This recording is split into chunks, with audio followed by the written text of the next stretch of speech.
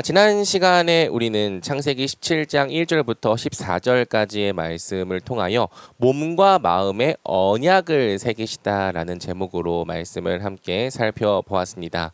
창세기 16장이 아브라함이 찍었던 믿음의 최저점을 보여준다면 창세기 17장은 이제 그로부터 13년의 시간이 흘러 99세가 되어 있는 아브라함의 모습을 우리에게 보여줍니다. 이제 약속이 성취되기 일보 직전까지 왔습니다. 하나님은 그분의 약속을 이루시기 직전에 아브라함에게 나타나시고 또 자기 자신이 어떤 존재인지를 계시하여 주시죠.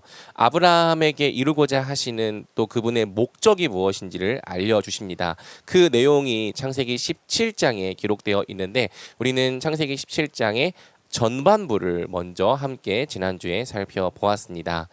하나님은 아브라함에게 나타나시면서 이렇게 말씀하십니다. 나는 전능한 하나님이다. 너는 내 앞에서 온 마음으로 순종하며 깨끗하게 행하여라.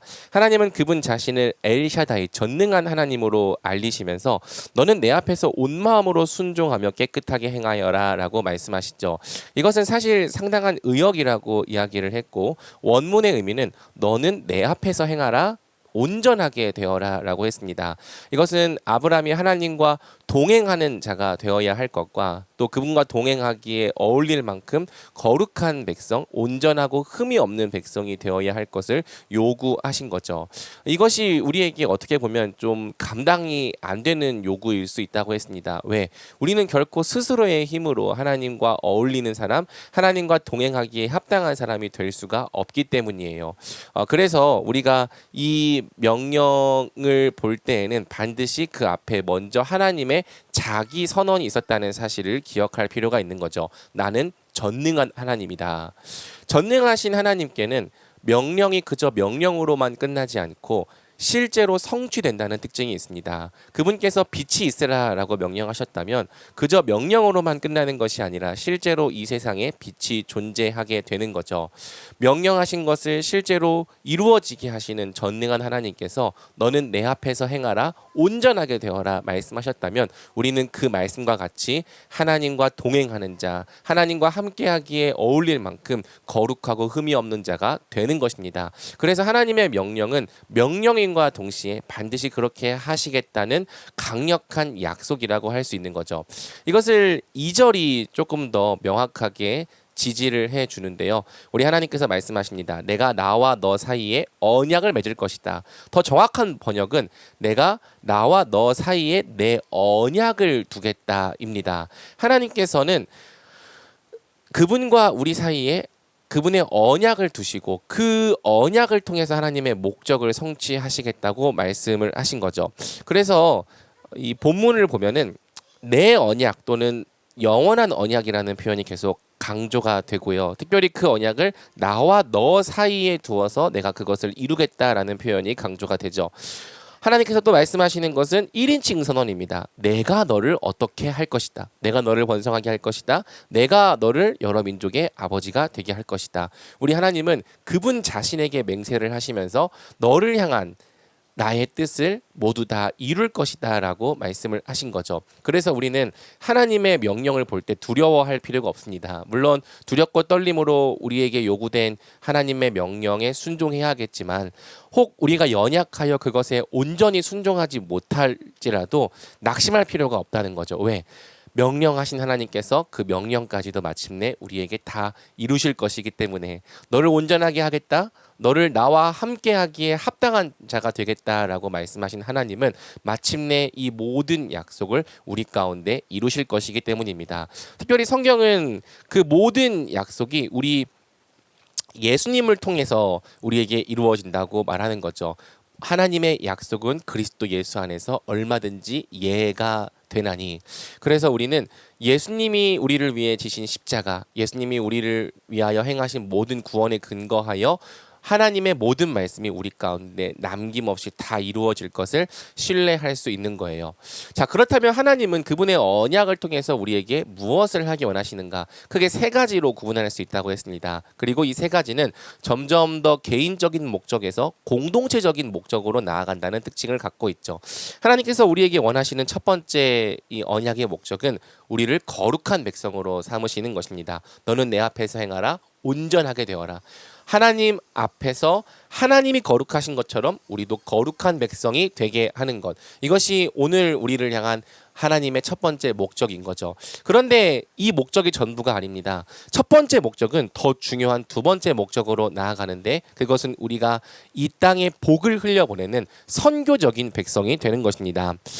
창세기 17장 4절에서 5절을 보면 하나님께서 아브람의 이름을 아브라함으로 바꿔주시죠. 이것은 정체성의 변화를 의미하는데, 더 중요한 것은 어떤 정체성으로 변화시키셨는가에 있다고 했습니다. 하나님은 아브라함이 단순히 한 가문, 한 민족의 아버지가 되는 것에서 끝나지 않고 그를 여러 민족의 아버지가 되게 하신 거죠.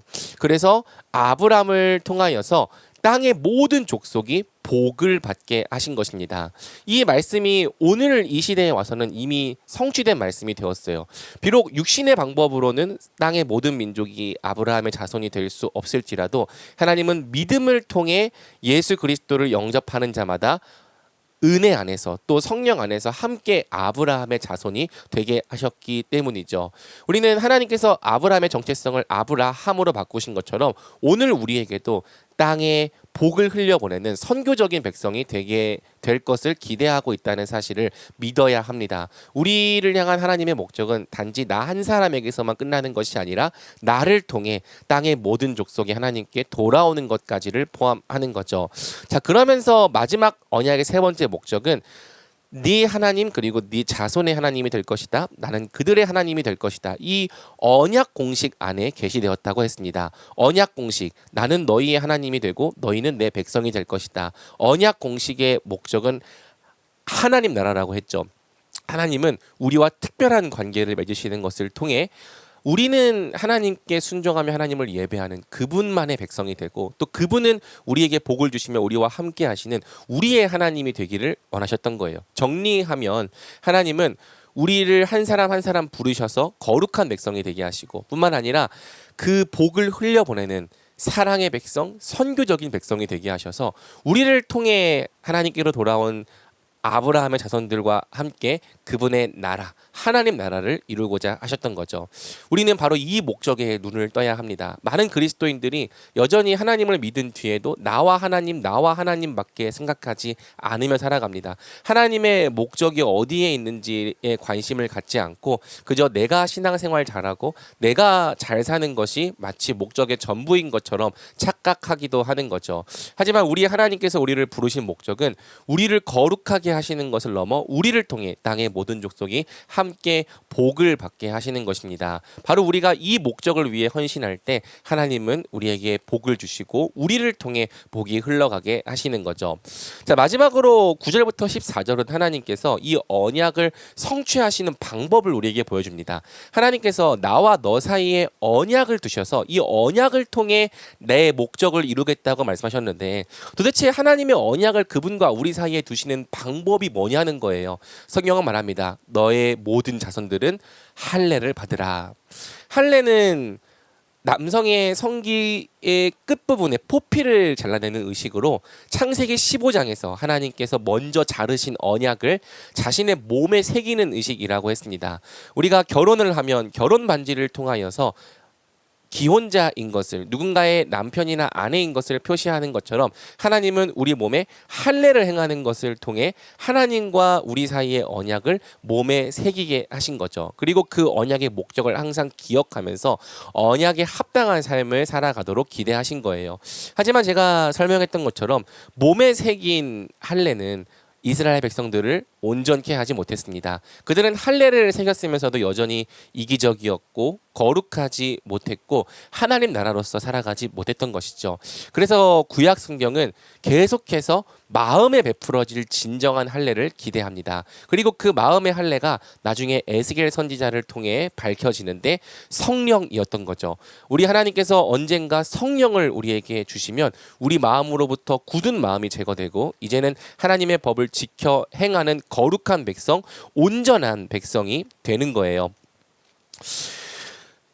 시간이 흘러 실제로 우리 예수님을 통해 우리에게 성령이 베풀어졌습니다. 이제는 할례 대신에 성령이 우리를 하나님의 백성으로 표시하는 언약의 표시가 되었죠. 그래서 우리 신약 백성도 세례를 받은 거예요. 성경은 말합니다. 그리스도 안에서 여러분은 육신의 몸을 벗어버리는 그리스도의 할례, 곧 손으로 하지 않은 할례를 받았습니다. 또 빌립보서는 말합니다. 하나님의 영으로 섬기고 그리스도 예수를 자랑하며 육체를 내세우지 않는 우리가 참 할례를 받은 사람입니다. 비록 우리가 육신에 행하는 할례는 받지 않았지만 성령을 받았다면 우리 또한 마음의 할례를 행한 할례 백성인 것입니다. 이 마음에 새겨진 할례는 우리를 향한 하나님의 목적과 뜻을 온전히 성취하고 우리로 하여금 거룩한 백성, 선교적인 백성, 하나님 나라가 되게 하는 거죠. 우리에게 성령이 있습니다. 하나님과 우리 사이에 성령이라고 하는 그분의 언약의 표징이 존재합니다. 그러므로 우리가 성령을 받았다면 우리를 향한 하나님의 뜻은 마침내 다 이루어질 것입니다.